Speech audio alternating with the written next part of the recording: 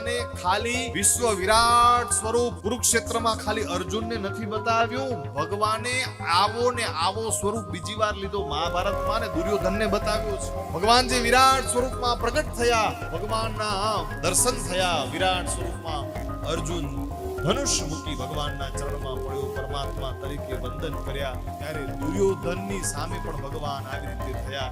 દુર્યોધને માન્યું કે આ ભગવાન. ચાર યુગમાં અંતર અને એનું કારણ બતાવવું.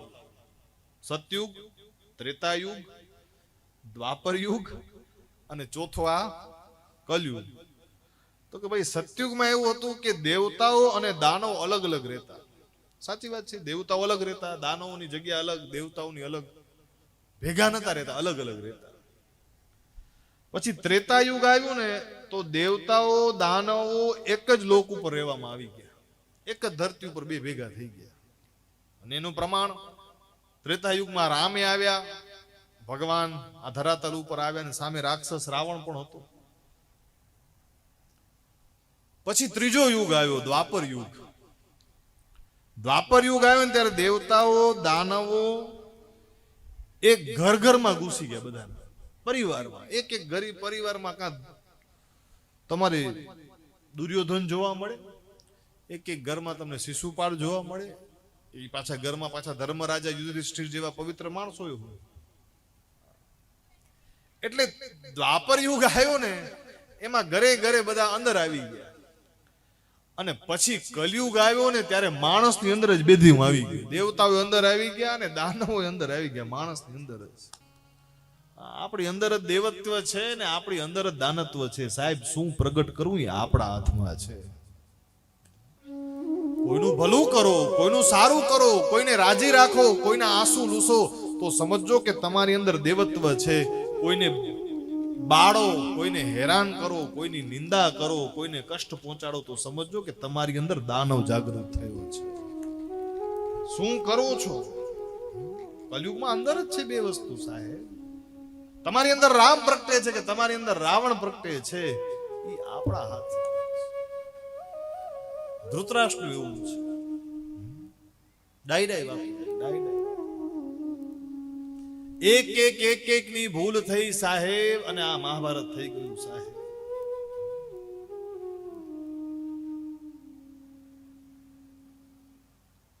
અર્જુન કને જે શસ્ત્ર હતું એ શસ્ત્ર કેને આપ્યું હતું? ભગવાન મહાદેવે આપ્યું.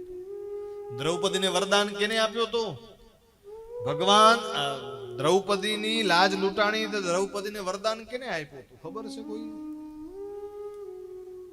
જરૂર હશે ત્યારે કૃષ્ણ આવશે, 999 તમારા ચીર પૂરશે. આ વરદાન કેને આપ્યું હતું દ્રૌપદીને? મહાદેવે. ભગવાન મહાદેવ એટલે મહાદેવનું અવતાર કાર્ય થયું, જેને કહેવાય દુર્વાસા મુનિ.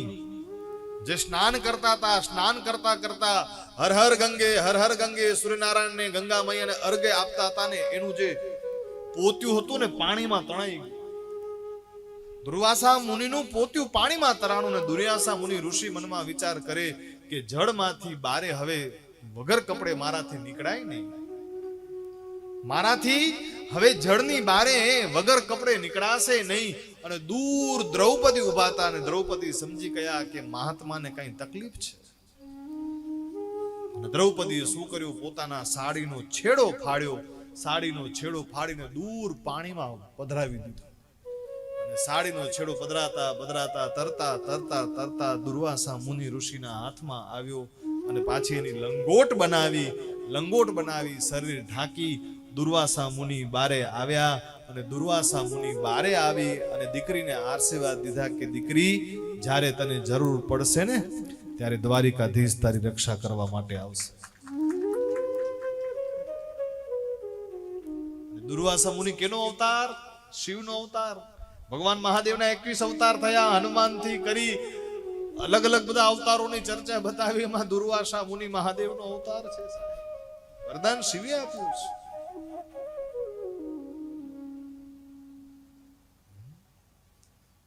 કથા તો તમને મને ખબર છે મહાભારત.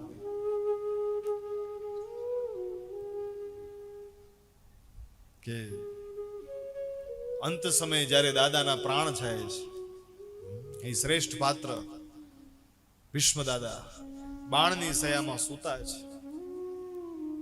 આખા શરીરમાં બાણ લાગ્યા છે સાહેબ, રુધિર વહે છે, માંસના ટુકડા પડ્યા છે, રુધિર શરીરમાંથી લોહી વહ્યા રાખે છે.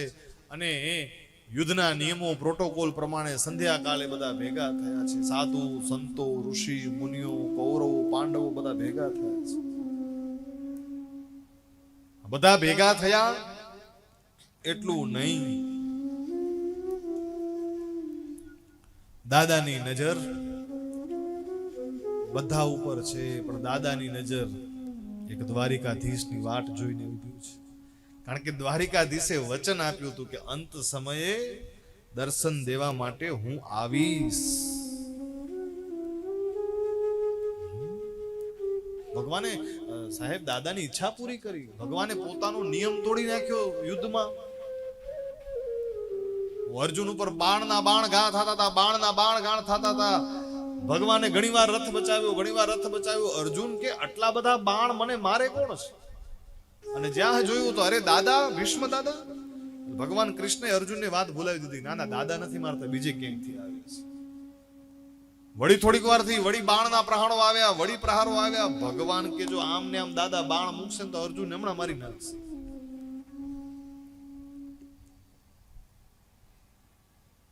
અને મહાભારતના યુદ્ધના સમયે પ્રતિજ્ઞા લેવાની હતી. ભગવાન કૃષ્ણએ કીધું કે હું ભેગો રહીશ, ક્યાંય હથિયાર નહીં ઉપાડું. ભીષ્મ દાદાએ સામેના પક્ષમાં પ્રતિજ્ઞા લીધી કે હું ભીષ્મ દાદા ગંગા પુત્ર દેવવ્રત, હું કનૈયા કને હથિયાર ઉપડાવું ને ઉપડાવું જ. અને ત્યારે બધા ઋષિ મુનિઓ મહાત્માઓ ભેગા થયા કે હવે આ જોવાની મજા આવશે. મજા આવે આની છે. પરિણામ શું હતું એ તો મહાત્માઓને ખબર જ હતું કે પરિણામ શું આવવાનું છે એ તો ખબર જ હતું કે જીતવાના આ જ છે પાંડવો. કારણ કે જેના પક્ષમાં સ્વયં પરમાત્મા ઉભવા છે એ ઋષિ મુનિઓને ત્યારે ખબર હતી. કેવું તો કહેવાય મેચ ફિક્સ હતી. હા, મેચ ફિક્સ હતી ત્યારે. તમે જો ફિલ્મ જુઓ ને, ફિલ્મમાં તમે જુઓ એ હીરો હોય ને, હીરો ને પછી આમ મારે ને ટીબે ને પછી આમ ઓલો અધમો કરી નાખે, પણ આમ છેલ્લે પાછો એવો સ્પ્રિંગની જેમ ઉડીને આવે, બધાને પૂરું કરી નાખે. કારણ કે બધાને ખબર જ હોય ને કે એ છેલ્લે આ હીરોનું આવશે બધું. એમ સાહેબ કેવું હતું, કહેવાય કે મહાભારતનો હીરો છે ને એ કૃષ્ણ હતો. મહાભારતનો હીરો ભગવાન કૃષ્ણ હતા. પણ આજે આપણી વચ્ચે એવા અજ્ઞાની માણસો રહે છે કે જે હજી એમ કહે છે, જેને વાંચ્યું નથી, જેને જ્ઞાન નથી, એ હજી એમ બોલે છે કે મહાભારતનું યુદ્ધ કૃષ્ણએ કરાવ્યું. અજ્ઞાની માણસો આપણી વચ્ચે જ છે. આપણા મહાભારત વાંચ્યું છે તમે? ભગવાન તો બે માટે પ્રસ્તાવ લઈને ગયા છે. ભગવાને ખાલી વિશ્વ વિરાટ સ્વરૂપ કુરુક્ષેત્રમાં ખાલી અર્જુનને નથી બતાવ્યું. ભગવાને આવો ને આવો સ્વરૂપ બીજી વાર લીધો મહાભારતમાં ને દુર્યોધનને બતાવ્યો છે. ભગવાન જે વિરાટ સ્વરૂપમાં પ્રગટ થયા, ભગવાનના દર્શન થયા વિરાટ સ્વરૂપમાં. અર્જુન ધનુષ મૂકી ભગવાનના ચરણમાં પડ્યો, પરમાત્મા તરીકે વંદન કર્યા. ત્યારે દુર્યોધનની સામે પણ ભગવાન આવી રીતે થયા. પણ દુર્યોધને માન્યું નહીં કે આ ભગવાન છે. દુર્યોધને એમ કીધું કે આ કોઈ માયાવીર છે, આ કોઈ જાદુગર છે, આ ભગવાન નથી. આ આટલી બુદ્ધિનો ફરક.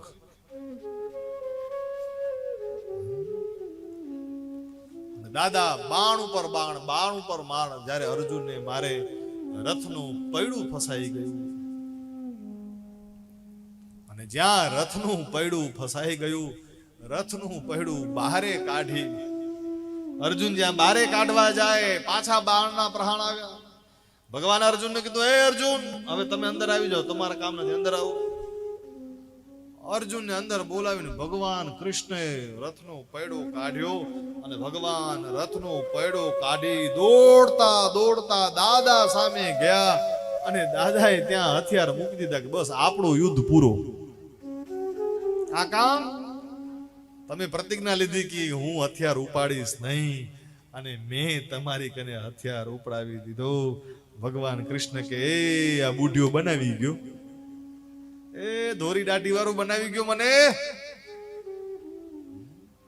પણ યાદ રાખજો, બધાને રાજી રાખવા માટે ભગવાન આવ્યા હતા. બધાની મનોકામના પૂરી કરવા માટે પરમાત્માનો અવતાર કાર્ય થયું.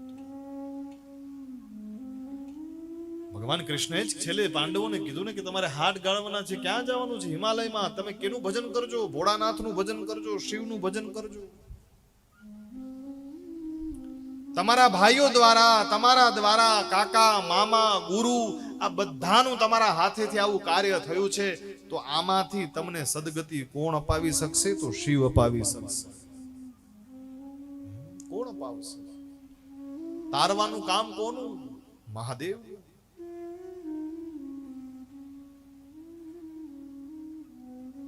અને દાદા જ્યારે બાણની સયામાં સૂતા છે, બધા મળવા આવ્યા, બધા મળવા આવ્યા. સૌથી છેલ્લી નજર કૃષ્ણ ઉપર.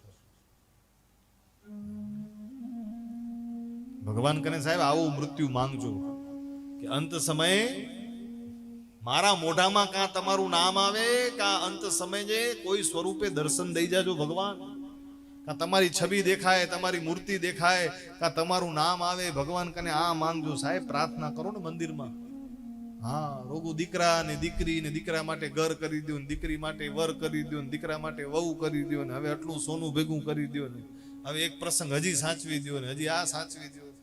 આ તો બધું હાલ્યા જ રાખશે. ભગવાન પાસે આ મંગાય સાહેબ. તમારા મારા જીવનની ગતિ કરવી હોય અંત સમયે તો ભગવાન આગળ જે માંગો, ભગવાન આગળ આવું માંગજો કે દર્શન તમારા દેજો, તમે આવજો.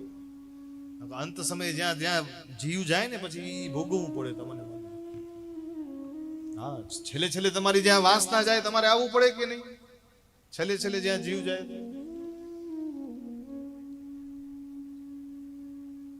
હમણાં એક સ્વામીની કથા બહુ સરસ બોલ્યા. સ્વામી બહુ સારું બોલ્યા. એક બાપા હતા, બાપાના 4 દીકરા, અને બાપા કરે બહુ પૈસો બાપા કરે. ઓછામાં ઓછો બાપા કને પૈસો નહીં હોય તો 50 કરોડ જેવો પૈસો બાપા કરે. કેટલું? 50 કરોડ.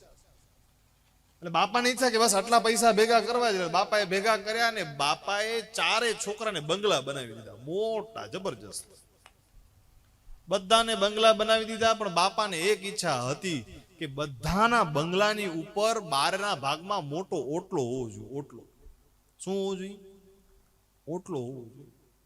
એટલે પછી છેલ્લે પાટલી ઉંમરમાં 4 છોકરાઓના ઘરે જઈશ, રહીશ, આનંદ કરીશ અને સાંજે ઓટલા ઉપર બેસીશ. આ બાપાની છેલ્લી ઈચ્છા. એટલે બાપાએ બધાને બંગલા બનાવી દીધા, બધાના લગ્ન કરાવી દીધા, બધા છોકરાઓ સેટ થઈ ગયા. 4 બંગલાની બારે મસ્ત મજાના ઓટલા. ને બન્યું એવું કે બાપાની ઈચ્છા રહી ગઈ. બાપાને ઓટલા ઉપર બેસવું તો બાપા ગયા ધામમાં. બાપા ગયા ધામમાં. હવે બાપાની ઈચ્છા ક્યાં હતી કે પાછલી ઉંમરમાં રોજ 4 છોકરાના ઘરે જઈશ, રહીશ, આનંદ કરીશ, ભજન કરીશ અને ઓટલા ઉપર હું બેસીશ. બાપાની ઈચ્છા રહી ગઈ. એટલે બાપા શું થયું, હું ગલીમાં કૂતરી વિયાણી. કૂતરી વિયાણી ને એટલે બાપા પાછા ઈ જ ગલીમાં ગલડ્યું તરીકે બન્યા. ગલડ્યું, કૂતરીનું ગલડ્યું. અને રોજ બાપા 4 બંગલા સામે આમ જુએ, રોજ ગલુડિયાની જેમ આમ જોયા રાખે. પછી ગલુડિયું હતું ને, ગલુડિયું નાનું, બાપા પાછા આવ્યા. એટલે શું કરે ખબર છે? ટપ દઈને ઓટલા ઉપર બેસી જાય. ઈચ્છા હતી ઓટલા ઉપર બેસી. એટલે ગલુડિયું ઓટલા ઉપર આમ પડ્યું પાથર્યું રે ને ઓટલું બગાડે, ગંદરું કરે ઓટલું. એટલે વહુ લાકડી લઈને આવે અને એવું આમ મારે લાકડી ગલુડિયાને. અને ગલુડિયું ભાગે, મારે ભાગે એટલે નહીં. અને ગલુડિયું પાછું રાવ નાખે, વહુ વહુ. આ તો ગમત માટે. અંત સમયે જ્યાં તમારું મારું જીવ જાશે એ તમને મને ભોગવવાનો વારો આવશે, આવશે ને આવશે.